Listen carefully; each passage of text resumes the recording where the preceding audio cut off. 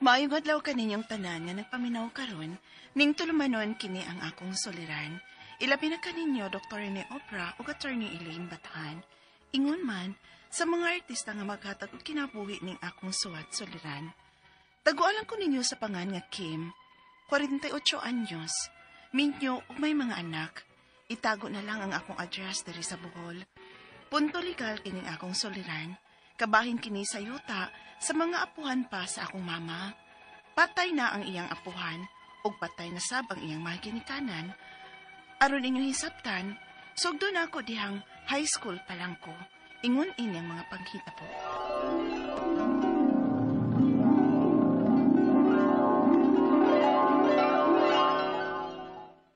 Pagdali diha, Kim, kitaas ng adlaw.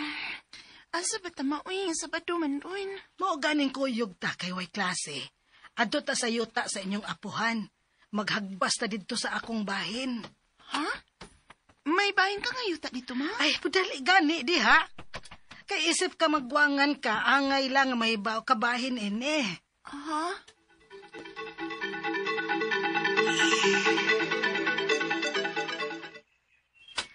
Mao kini ang among yuta, Kim. Aw, yuta sa akong amahan. Unom mi kabuok man nagsuon. Maong gibahin sa ninamo og kaunom. Og kini napita, mao kini ang akong bahin. Kung magbahin og yuta, ma ba? Naman ko na muhon. Ay, wa pa mi muhon ani. Kay dili pa man good final ning among pagbahin. Angkon-angkon lang una. Ha? Nagsukod-sukod lang una mi ani ba. Unya kay si Manang nga naaman nagbayad diha dapit sa may bungtod. Anak na lang sa diha ang iyang bahin. Unya si Manoy ang sunod og ako aning sunod. Og mosunod na ang uban pa na akong mga igsuon. Ang uban nila ila nang gipuy-an. Ang mga naminyo nilang mga anak na nasab diha magpuyo. May uban sad nga wa mo puyo dinhi. Sama nato. Og may sa igsuon sab kong patay na, ibahinan sad namo kay do naman siya duha ka anak. Sige na. Hagbas-hagbasan na nato kay ang uban baya na kong igsuon nga daghag anak. Nihangyo na nako nga anhi sila magbay sa akong luna. Lo, kay nga naman mo? Kay puno naman sila dito sa bahin sa usa nako ka igsuon. Apan akong gibalibaran. Kay saon naman lang puhon kung gusto mong magbay dinhi kung mga minyo na sad mo. Unya, may nagpuyo na. Maglisod unya mo sa pagpapahawa. Ilabi na og nakatukod na sila sa ilang bahay dinhi sa akong luna.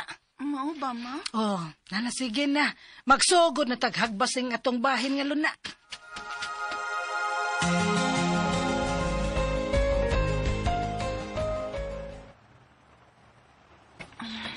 Napalit na ako ang tanang ipapalit ni mama. Mupauli na ko. Yo, Kim! May nagtawag man ako. Yo! Uy! Da! Hala? Daan ko palagi, ikaw lagi. Ayaw kay napsan pati ka. Ikaw man din ikaw, Edward, uy. Giapas, manggit ko ni mo, uy, nga naman. Kining daw, o lagi. Kay nako'y ipangutanan ni mo ba? Ha? Kining tinuod nga nagbahin-bahin na sa yuta sa itong mga apuhan? Oo. Maumanggoy pong ni mama. Dito mong gani mi sa miaging simana ni mama. Nanghagbas mi dito. O, man ko nila pa'y bawa. Ha? Gisultihan na lang ko sa kumagwang. Unya, way nakatambong na mo. Kay patay na bes papa. Suspida, uy. Hindi ko musugot ana, uy. Nga kamuray kuan. Kamuray nagpili sa inyong luna dito. Ang mas maayo, ano? Irapol na to na. Unsa? Unya, kung matunoy yung bahin sa dapit nga may mga bahay na. Aw, ipaibot ko ng ilang mga bahay. Unsa?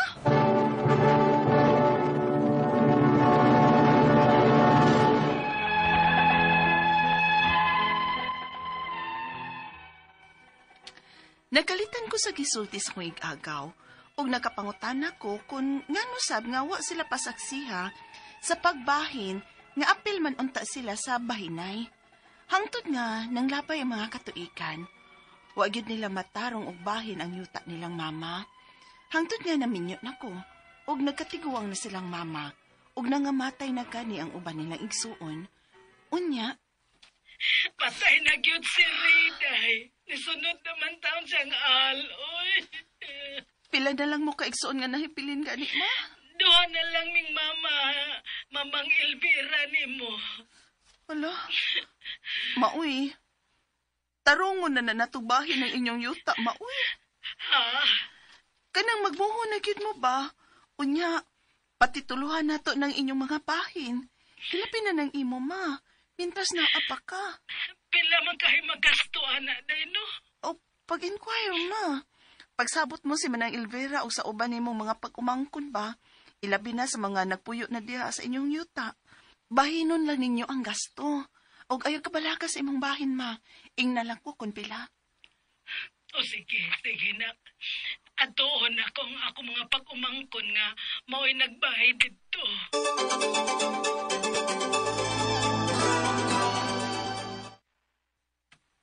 Duha na di silang buhi si maman mo nilang nagsuon? O lagi, friend. Mau ipatarong ko na og bahin ang ilang yuta. Si Bakuroy, bisig magkagubot na may mga apo-ana kung mahurot na sila og kawa. Ilabi na namo nga wa pa may magpuyo dito. O kung mauna, ipasukod na ninyong tarong eh. Gastuhin lang ninyong pasukod. Si Mama ba ni?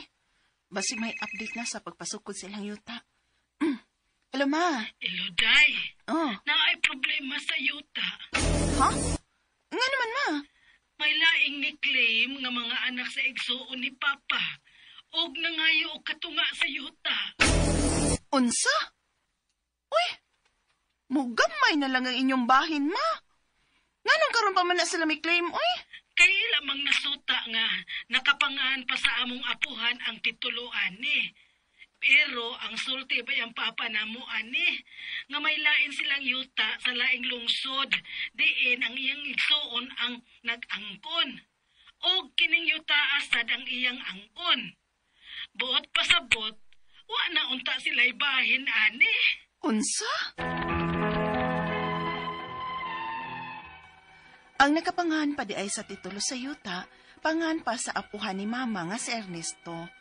Ug may anak silang Renato o Raimundo nga mo'y amahan sa akong mama. Ang akong mga pangutana mo kining mosunod. Unang pangutana, ang apuhan ni Mama, dunay duha ka anak, sila si Renato o Raimundo. May duha sab siya kaluna o gitagsaan niya ang duha ka anak. Apan ang mga anak karon ni Renato, mangayo pa man sa yuta ni Raimundo. Kay may bahin pa kuno sila, kay ang titulo, pangan pa sa ilang apuhan. Angay pa bagod silang hatagan? Ikaduhang pangutana, mga kwartahan ng anak ni Renato, ug migasto gid sila aron matunga ang yuta ni Raimundo. Kun mauna, pwede ba sab nga mangayo sila si Mama sa bahin nga yuta ni Renato? Ikatulong pangutana, migamay na ang yuta nilang Mama nga gikuhaan og bahin sa mga anak sa igsoon ni Lolo. Kun amo na lang palito ng ilang bahin aron dili makuhaan ang ilang Mama, maayo ka ha? Mga tagpila man ka ang per square meter kung among paliton. Ikaapat o katapusan.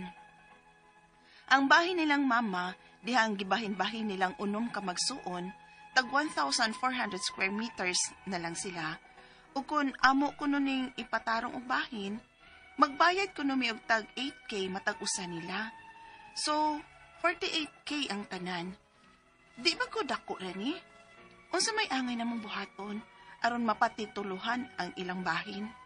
Palihog, tabang yung tambagi ko, kini ang akong suliran, Kim.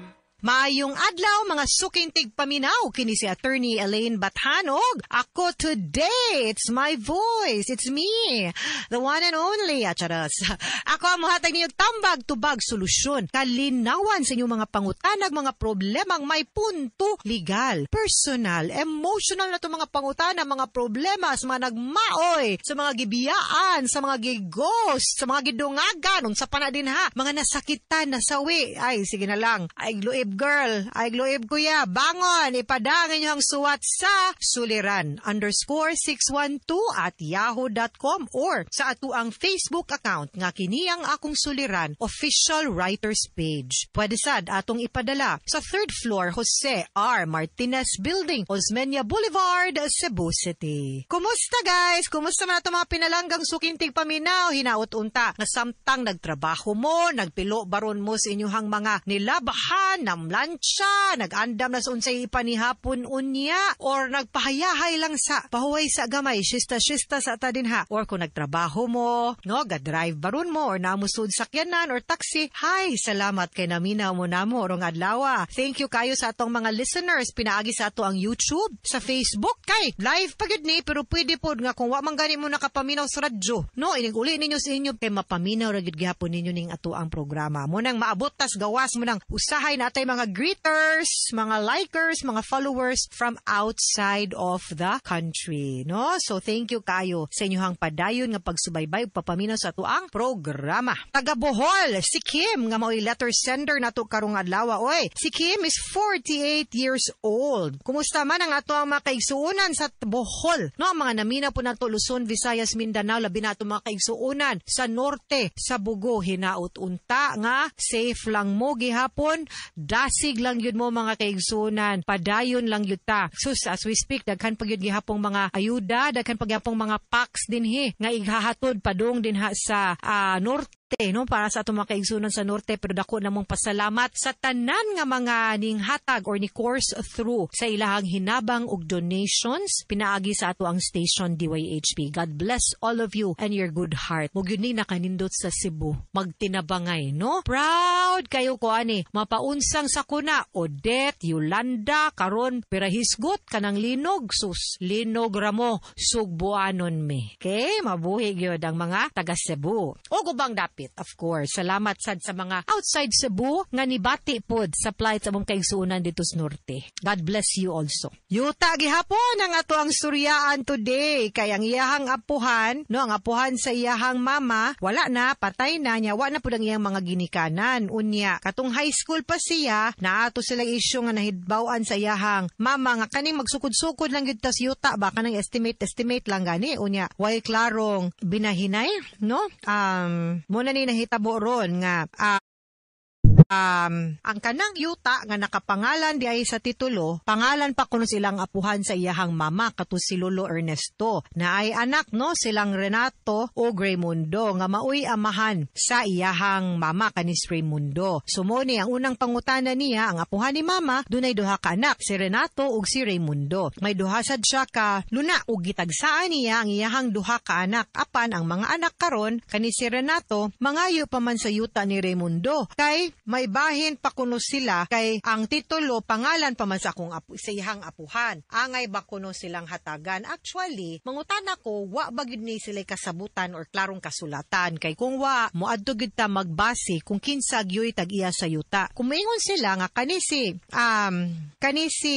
Raimundo na iyahang bahin, si Renato na iyang bahin, gitagsaan sila kundi siya mo honor anang gatagsa-tagsa sila yuta na kay manguha pa siya sa bahin nga tuspikas, pwede pud mo labang ni Renato ngadto sa bahin ni Raimundo kay equal sharing man sila, kay duha man sila, di mangayo pud siya. So ang iya pong gikaduhang pangutana, mga kwartahan ng anak ni Renato ug ni gasto gyud sila aron matunga ang yuta ni Raimundo. Kung mao na pwede sadming mangayo sila mama sa bahin sa yuta ni Renato, that is correct. Munay akong gipasabot nga absent any agreement, then equal og bahin ang kaning yuta kay equal man na divided by 2 kay duha man ka anak. So ang yuta 1 divided by 2, yuta 2 divided by 2. Unsa may kalahian nganong makigbahin kas pikas na sa imo di?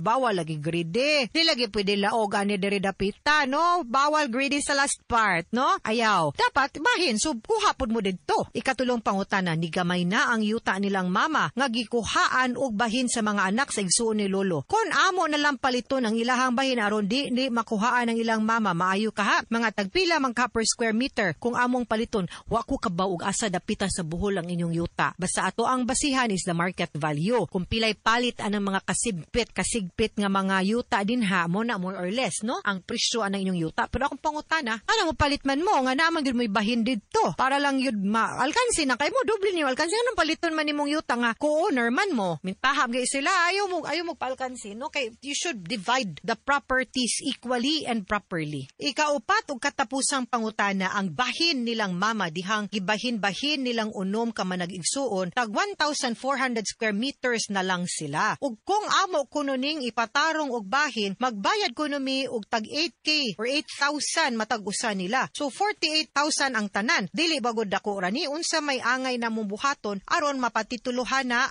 ang ilahang bahin. Okay, kuha tag abogado kay kanang kung dili gid ni siya madaog storyas barangay nga masturya mamahilot pa nato ba no og sabot kay family ra manggod unya man nag-igsuon no nya these are just two properties nga pagid kabot og ektarya pero mahimo ng source sa lalis ba pwede gyud unta nga inyo lang suryahan ngadto sa barangay kung pwede pagid ta dihang dapita mas maayo na kung dili gani gyud pwede ang mag-partition agreement na lang gyud ta ani mukuha lang siguro tag abogado para mo po'y siguro posible nga muhatag og padagsuwat nila unya muhatag og suggestion og mo-guide pod ninyo kung unsay maayong buhaton. Okay? Mga suking tigpaminaw, hinaot unta nga namoy nakutlo na pagtulunan karong adlaw. Kini si Attorney Elaine Bathan. Daghan kayong salamat sa inyong pagpaminaw sa atong tulumanon. Hangtod sa sunod nga sugilanon, din higapon sa tuang programa. Kini ang akong suliran gikan sa RMN Production Center, Radyo mo Nationwide. Tatak RMN, daghang salamat og